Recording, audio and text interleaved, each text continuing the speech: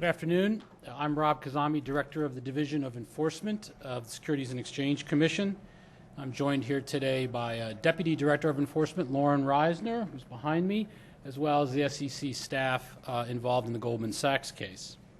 Today, we are announcing that Goldman Sachs has agreed to pay more than $500 million to settle charges that it misled investors in connection with the Abacus CDO transaction. The more than $500 million is the largest penalty assessed against a Wall Street firm or an investment bank in the history of the Securities and Exchange Commission.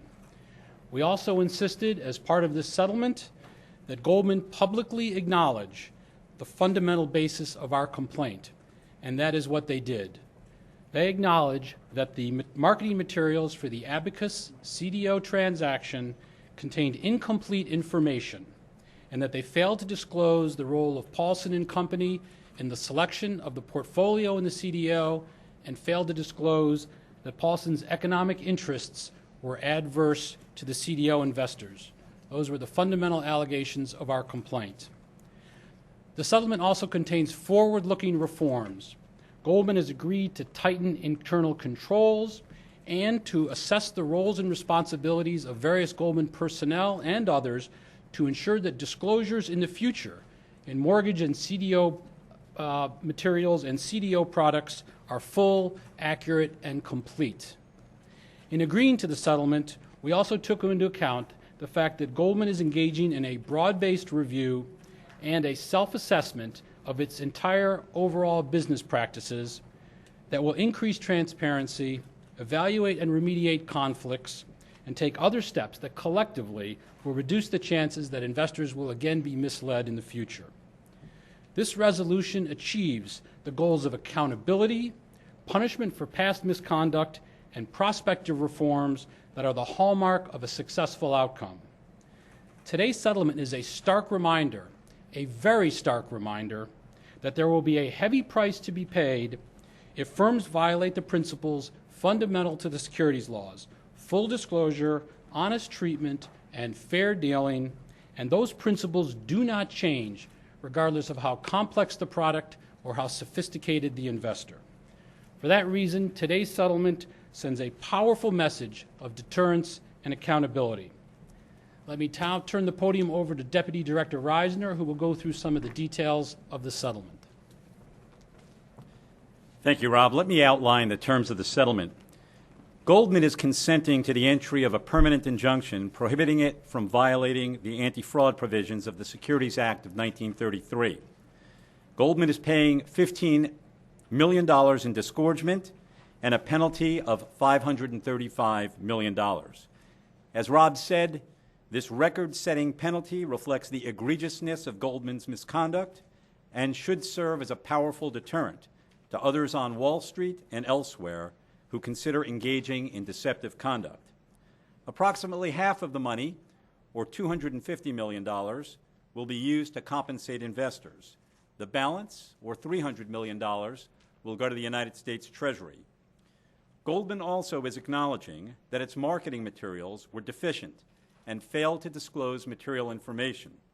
As you may recall, in our April complaint, the SEC alleged that Goldman's marketing materials represented that an independent third party named ACA Management selected the portfolio of residential mortgage-backed securities underlying the Abacus CDO. Undisclosed in the marketing materials was that the Paulson and Company, Inc. hedge fund played a significant role in the portfolio selection and had an economic incentive to choose what it viewed as the poorest quality mortgage securities. Marketing materials provided to CDO investors were misleading because they revealed none of this information. As a result, investors in the CDO lost the full amount of their investment, and Paulson's opposite credit default swap positions gained in the same amount. Today, Goldman Sachs expressly acknowledged that its marketing materials contained incomplete information by representing that the portfolio was selected by ACA without disclosing Paulson's role in the portfolio selection and that its economic interests were adverse to investors. Goldman also has agreed to reform its business practices as they relate to the sale of financial products like abacus and other mortgage-related securities. Goldman also has agreed to cooperate with the SEC in connection with ongoing litigation, including the case filed against Fabrice Tor. There is no settlement with Mr. Tor, and we are proceeding with that case. In closing, let me state that the settlement as it now stands is between Goldman and the SEC.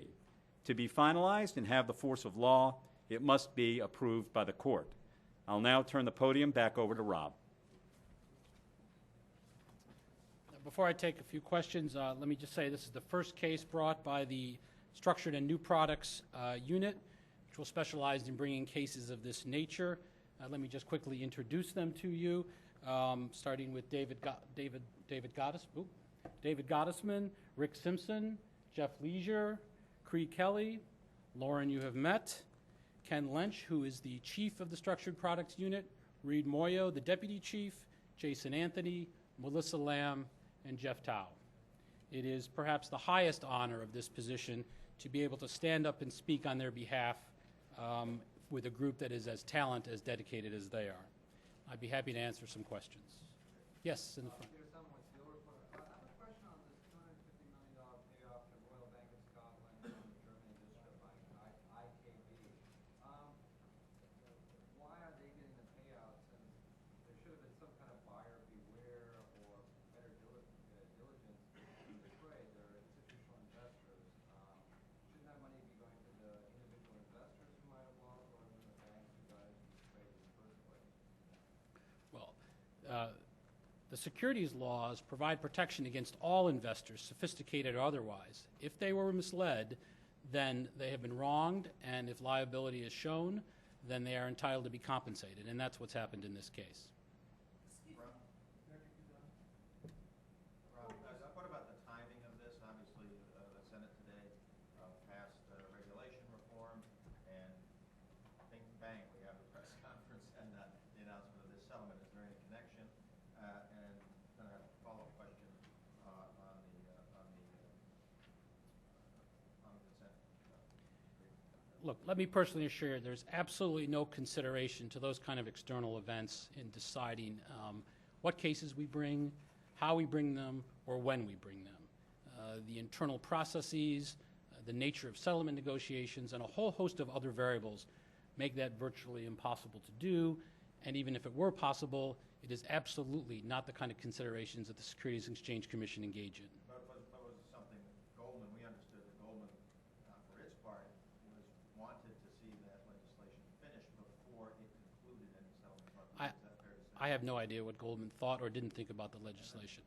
Before we go to follow-up questions, let me just make one round. In the complaint, you had estimated about $1 billion loss to the investors, but here Goldman is only paying $550 million.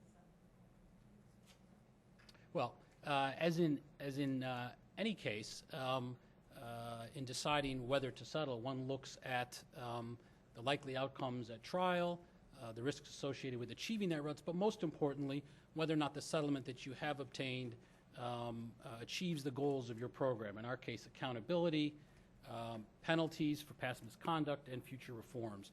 This settlement, by any measure, achieves those goals. As I said, it is the largest penalty in the history of the Securities and Exchange Commission for an investment an investment bank or a financial services firm.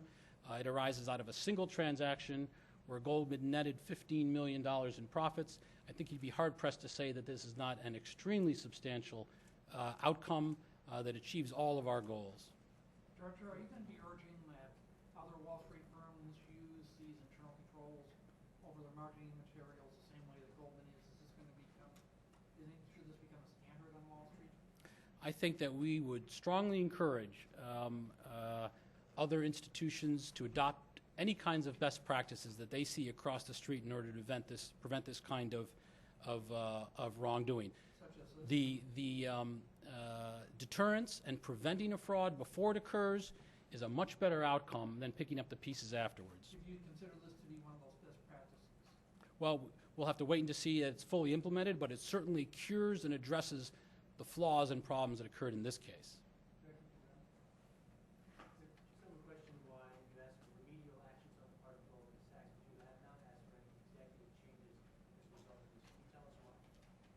I'm not going to comment on what isn't included in the settlement. I'm going to focus on what is.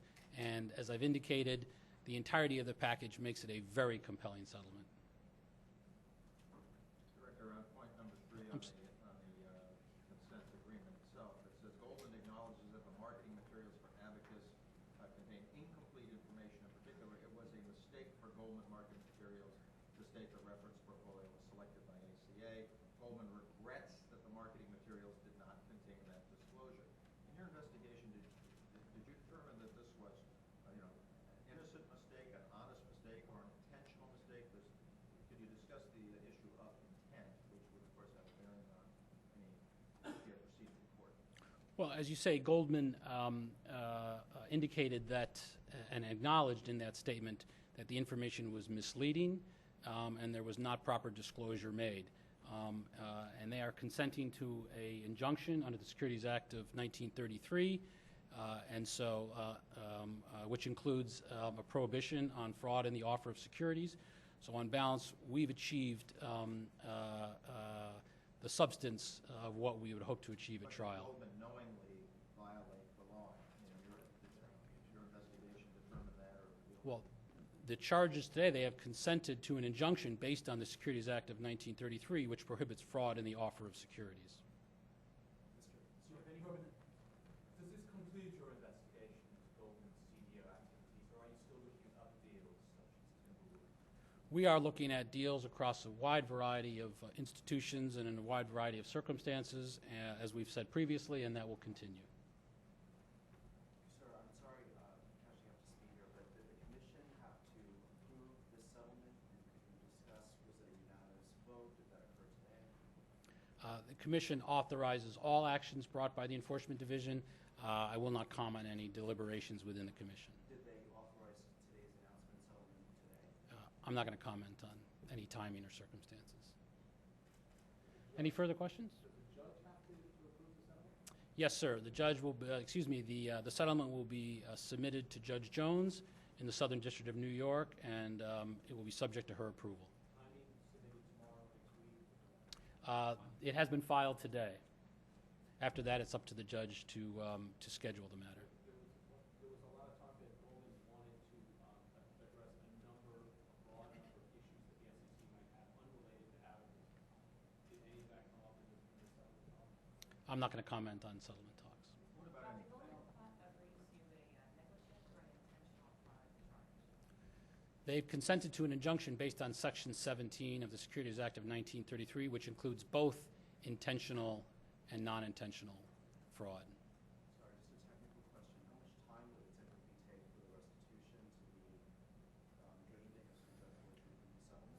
I think under the terms of the settlement, the payments to the harmed investors will be made within 30 days. And is there a typical timetable or deadline for Judge Jones to decide on? That's up to the judge's discretion. Can Goldman deduct the penalty from its taxes? They're prohibited from doing so under the standard terms of an FCC settlement. What about potential criminal charges from the Department of Justice? You all do share information with the Department of Justice. Does this settlement today preclude any criminal prosecution by justice, and is that likely at all? You can refer those questions to the Department of Justice. Okay, thank you very much.